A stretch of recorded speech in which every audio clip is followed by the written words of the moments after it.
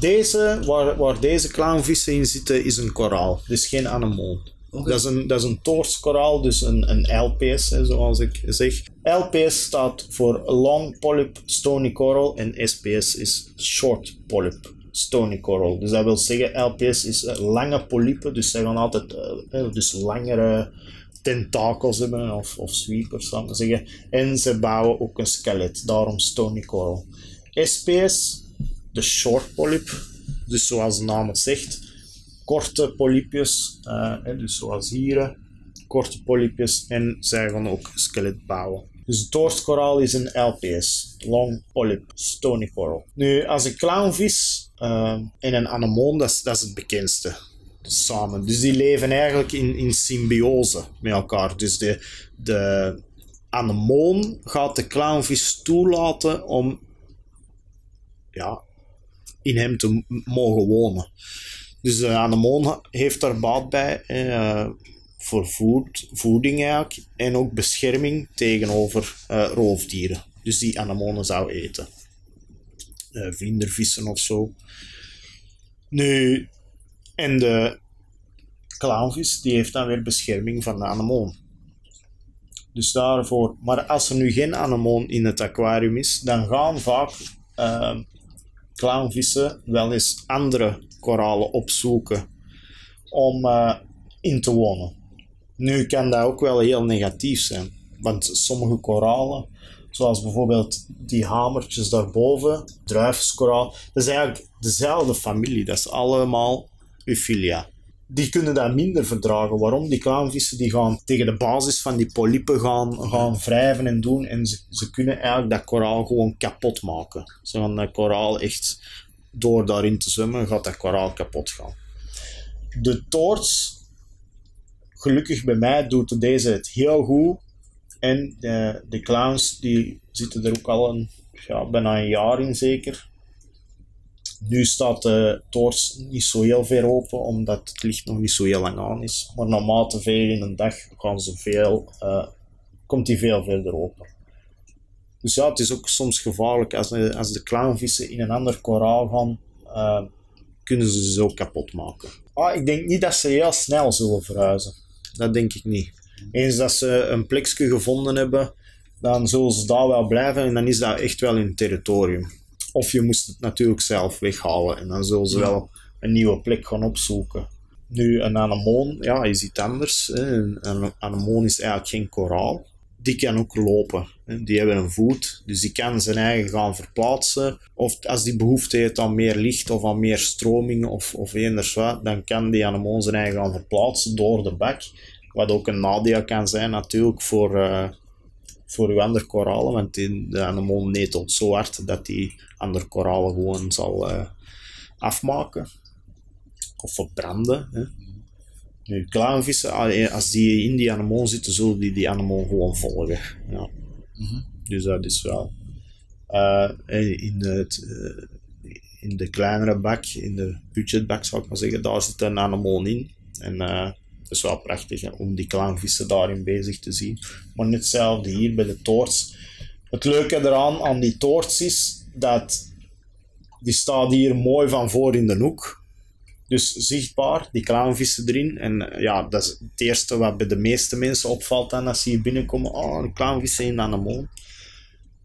Dus altijd dezelfde uitleg terug van maar het is geen anemoon. Maar ik hoef geen schrik te hebben dat die gaat lopen. Want het is een steenkoraal, LPS. Dus die gaan niet lopen. Dus die zal altijd hier blijven staan. En dan heb je er meer controle over ook. Hè. Dus ik kan zorgen voor de juiste stroming. En ik kan altijd genieten van mijn clownvissen hier in de zetel. Hè.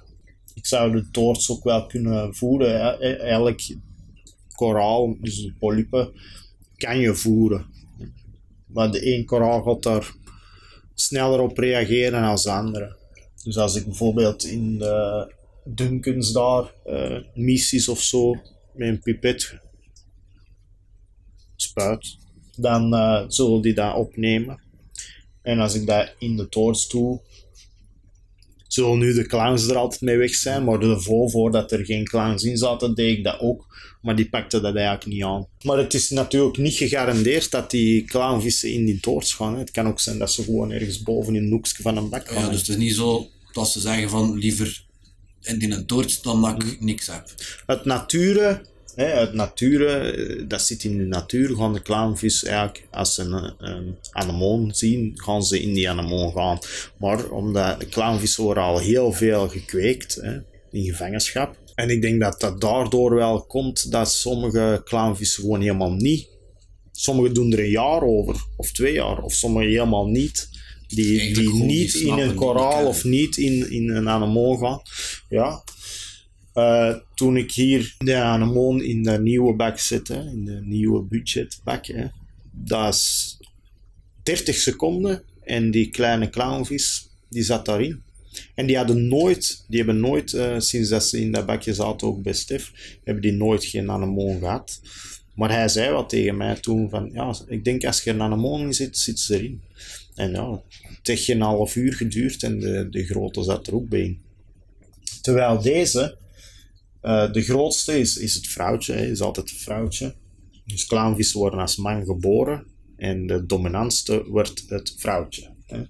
Dus die vrouw, die heb ik het langste. Want mijn vorig mannetje eigenlijk is over de rand van de overloop gesukkeld en gestorven. Hè. Omdat die zaten altijd ginder in het hoekje van een bak.